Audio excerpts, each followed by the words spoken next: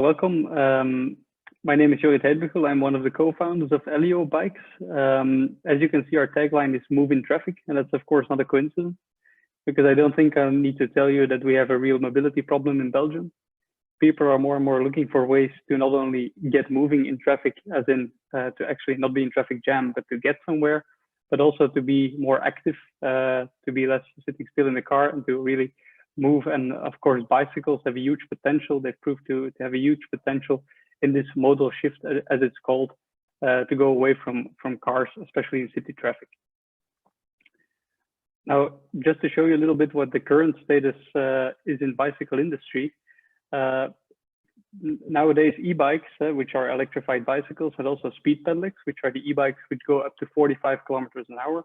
They have huge potential in the market because of their concept, but they are built actually just based on normal bikes. So you can just see this is almost a normal bike, and this is an e-bike. So you just add a motor, a battery, and in case of a speed pedelec, a rear view mirror, and then you have an e-bike. But of course, you can see the rest of the bike is not adapted. It's very nice for cyclists who get a little extra push while cycling, but it's not really a convincing alternative to car drivers, the real car drivers. This is also what we see. We see that e-bikes are cannibalizing the classical bike industry. People who used to cycle are now riding e-bikes, but they are not so successful in getting people out of cars. And that is exactly why we at Ellio didn't start from the bicycle, but from a car perspective, to build our e-bike and speed pedelec, which is Ellio.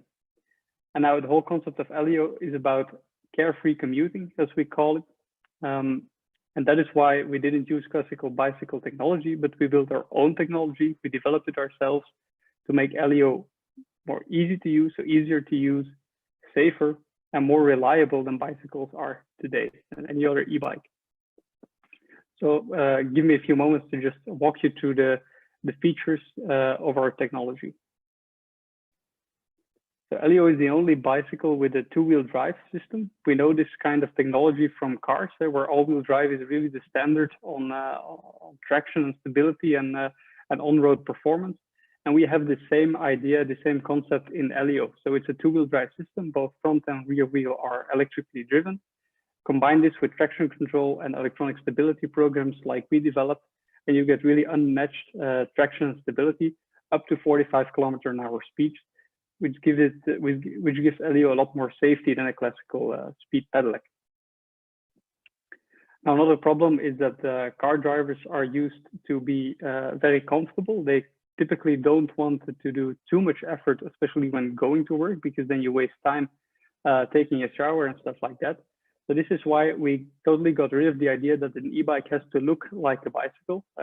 We made the battery very, very big. It's the biggest on the market, 1150 watt hours, which means that you can ride up to 80 kilometers at speeds of 45 kilometers an hour without breaking a sweat. And this is very important because this means that for all distances up to 30 kilometers, you can travel them in the same time as you would do with a car. We also use electric braking to charge a battery a little bit, which is just an added surplus to give you a few extra kilometers.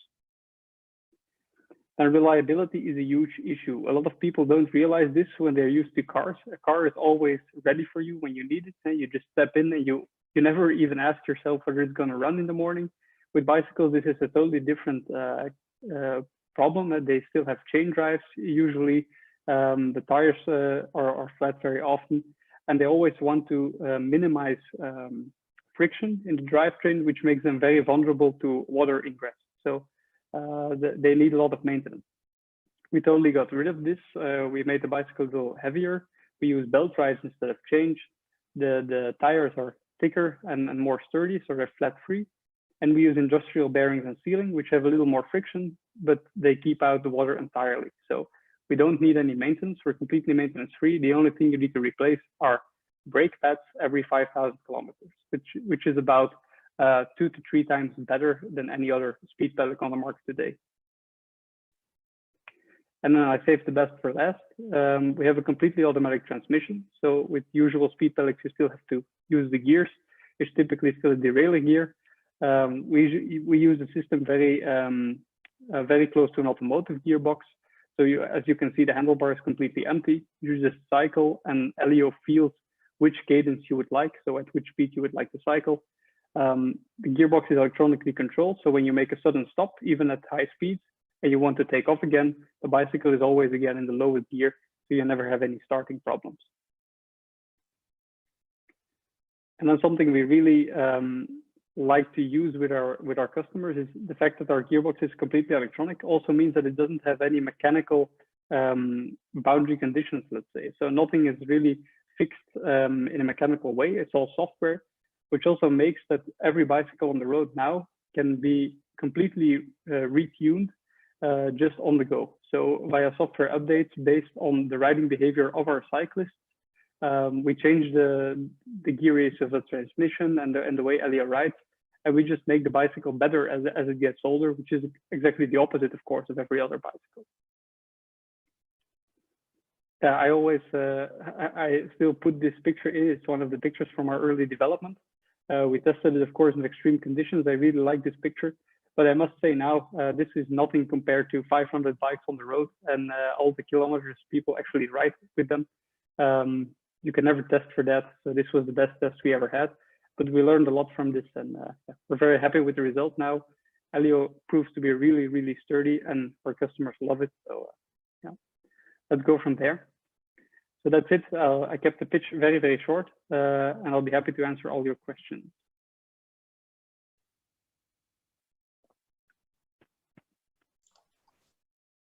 I have one. Go ahead. No, go ahead. Okay.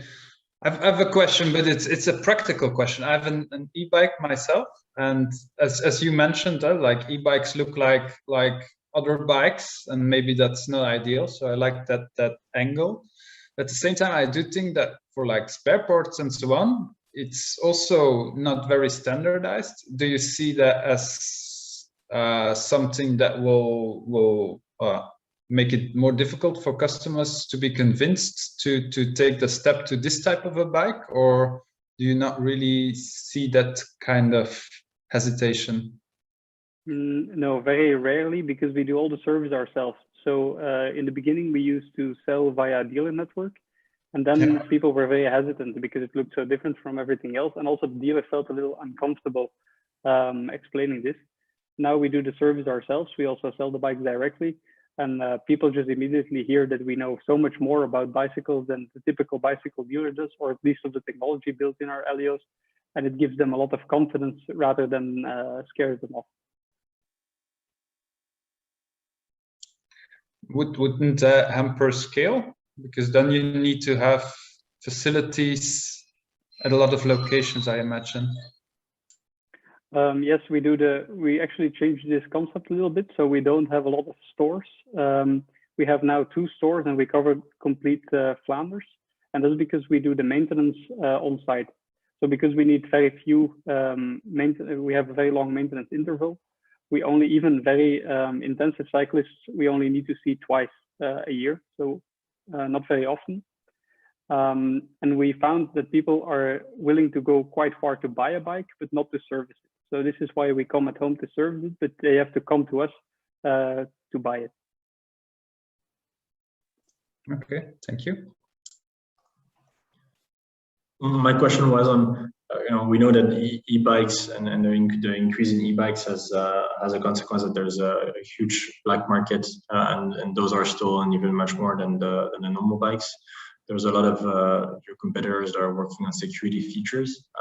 Like, what are you doing on that side? And if not now, like, is that a priority for the future? Yeah, so we sell 98% speed pedelecs, and speed pedelecs are a little less vulnerable to getting stolen because they are like cars. They have a license plate, they have a chassis number, and they have papers that you need to get them on the road. So plus the best way still to keep a bike from getting stolen is to buy very expensive locks, which is not strange if you buy a bike for 7,000 euros like an Ellio, but people are usually not buying locks of 250 euros for a bike that only costs 1,000 euros. So this is yeah, we haven't had a lot of problems with this. Putting that aside, we are now working on just the integration of a smart lock. So yeah, we just use a normal ring lock around the wheel, we're going to replace this with a smart lock, which has all these features just integrated. So this is not really our core business to develop. There's very good third-party solutions on the market for this already.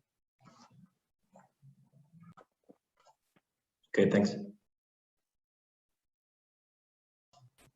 You mentioned then the price, like in terms of the market that you're targeting, isn't that higher price going to be one of the disadvantages that you have against your multiple competitors? Mm-hmm. So in terms of price point, we're not the most expensive speed pedelec. So if you look at all the speed pedelecs, you can put them into two categories. You have the speed pedelecs that actually go 45 kilometers an hour in all conditions, and those that don't. We're in the first category, so we do 45 kilometers an hour in all conditions. And there's only 3 or 4 brands now that actually do this, and they're all priced above 6,000 euros, except for Stomer's lowest class model, but they also struggle to get to this 45 kilometers an hour. So we're actually not that bad in terms of price, especially because we use a belt drive, which is not typically seen on bicycles in our price range. So we don't really have a price handicap in the current market, although we do feel that when you look at the car drivers, that this price point is a little bit of a problem. So to make it really into a main market product, we feel like the price point of 6,000–7,000 is a bit too high.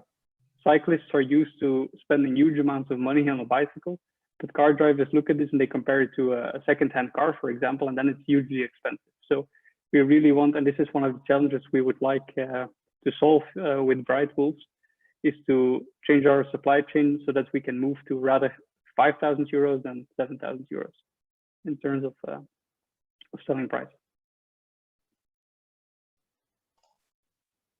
Thanks. Would the jury have other questions? Otherwise, I think this is then the end. It was the last pitch of the BrightWolves Sustainability Challenge. Thanks a lot, Jorrit, for this very professional pitch. It was great to know.